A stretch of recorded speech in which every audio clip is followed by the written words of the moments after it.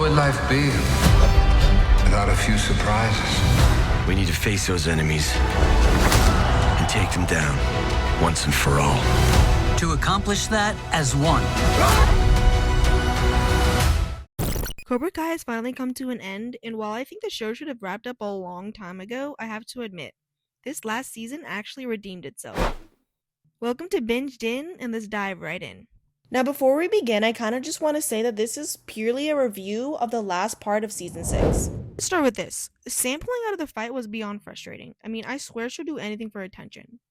And them trying to spin it as like, it's the true Miyagi way to know when not to fight, felt like a weak excuse. Like, this is a karate show. I'd rather see her fight and lose than not fight at all. It just made no sense. And especially after she gave Tori this whole speech about why she had to fight, and then just for her to back out last minute. Speaking of the frustrations, I still can't get over how they nerfed Hawk. I mean, besides Miguel, he was one of the best fighters in the first 2 seasons, but they kind of just made him weaker, and even had him lose to Dimitri of all people. I mean, yeah, we did get to see some glimpses of the old Hawk in that big breakout fight scene, but they kind of keep tying his best moments to Dimitri. Which, I get it, they are the binary bros, but let's be real. I mean, Hawk is by far a better fighter, and I wish we could have gotten at least one last chance to really see him fight. Now, let's talk about Robbie, because this show did him so dirty. In season 1 and 2, he was an absolute beast, and I hate how they made him soft, and basically took away any real wins from him. And I say real wins because he and Johnny had their whole heart-to-heart moment about how winning isn't about trophies. It's about family. Which, let's be honest, that kind of sounds like something the losers will say to make themselves feel better. No, I'm joking. But seriously, Robbie always gets the short end of the stick. I mean, I just wish he had a legit karate victory. I mean, I guess he sorta gets a win at the end, you know, despite literally getting his leg broken. But he does land a major brand deal as a karate athlete. And he also gets Tori, so that I love. Plus, I get that they needed a way to bring Miguel back in, so if Robbie kind of had to take the fall, so be it. I mean, I love you, Robbie, but like, I'm just so excited that they got Miguel back into the fight and against Axel. I mean, this man literally took on 3 people by himself. He deserves a spot in the tournament. And honestly, the only thing the show ever did right was bringing back Cobra Kai to the way it was supposed to be, which is Johnny as a sensei and Miguel and Tori as the team captains. Now, stick around to the end to find out how the All Valley tournament actually plays out, because it was really wild and very shocking. Now I want to talk about one of my favorite parts of the show. But first, I have to say, Johnny's character development was by far the best part of the series. Honestly, he's kind of like the only character that had actually good writing and had consistent growth. I mean, it's no shocker that he's been a fan favorite from the beginning. He opens up about how the night that he lost to LaRusso wasn't actually what broke him. It was Kreese. I mean, the man he saw as a father figure abandoned him at his lowest, making him lose trust in everyone, including himself. And that moment between Johnny and Kreese really hit me. I mean, not to the point where I was like full on crying, but I definitely teared up. These two are always like the toughest, most hardcore characters in the series.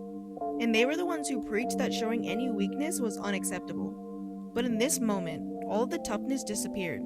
Despite everything, they've always had this complicated like father-son dynamic, stuck in a cycle of pride and pain. Seeing them finally break down and connect, it was like just a real raw moment.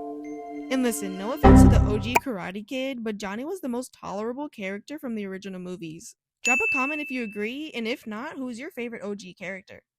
Now, enough with the emotional damage, because I want to talk about what actually brought people back for part 3, which was Miguel and Tori's final fights. Their matches went exactly how fans wanted. I mean, we knew they were going to win and become the All Valley champions. Tori was just a badass, hands down the toughest and best female fighter in the entire series. The only thing that made me like Sam again was her ability to convince Tori to fight. And I'm not gonna lie, I did like Zara and was hyped when she was first introduced into the show, but Tori had backstory, the stakes, and nothing to lose. And honestly, after her mom died, I just felt like she really needed a win. Zara, I mean, she got absolutely wrecked. Like, not only did she get her ass handed to her, but she literally lost her front teeth in the final fight. I mean, that was insane. A straight up career-ending L to the face, but I mean, she kind of got what was coming to her, and she'll be fine. I'm just kind of happy that Tori, got her win and that it opened up a better opportunity for her future. Now let's get into Miguel's fight, which was so well done. The way that they incorporated flashbacks from his past fights was just perfect. I mean, you could see how much he's grown and how he uses everything he's learned over the seasons. And let's be real, in parts 1 and 2 of this season 6, I mean, Miguel was kind of sidelined. Seeing him step back into the spotlight in the best way possible just felt right. The show kind of started with Miguel as a beast, and it only made sense to end it that way too. Now let's get into the actual biggest twist of the season, which was the big boss fight between Johnny and Wolf. I honestly did not see this coming. I mean, most of us expected the season to end with Miguel and Tori winning the World All Valley tournament. But Johnny getting back on the mats is insane. Johnny Lawrence, my sensei, they could never make me hate you. This man won in every way possible. He has his boys, a new baby girl, finally married the love of his life, and even settled his beef with Mr. LaRusso. And now he kind of gets the one thing that he's been dreaming of, which is fighting in the world tournament of the Sakai Takai. Now, I'm not going to spoil exactly what happens at the very end. I mean, you're just going to have to watch it for yourself. But let me tell you, Cobra Kai is definitely worth the binge. The way Cobra Kai ended Kreese and Silver's story was definitely unexpected. I mean, Kreese, despite everything, spent his final moments fighting for Johnny and his family while trying to protect them. It showed that in the end he really cared for Johnny and always had. But how the hell did he even end up on Silver's yacht unnoticed? I mean, the only people likely on board were Silver, his handyman, and then maybe a captain. But as for their deaths, I'm not really sure how I feel about it. I mean, these two started off as best friends, went through war together, and then became enemies once Kreese finally saw Silver for who he really was. But for them to die in an explosion without anyone knowing just kind of feels like their story ended in silence. But I don't know, maybe it's for the best. I mean, how do you guys feel about the way that the show ended Kreese and Silver's characters?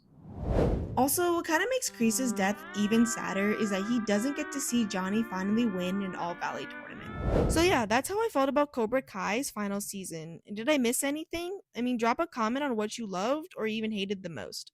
Alright guys, thank you so much for watching. Definitely leave a like if you enjoyed the video, and also don't forget to subscribe.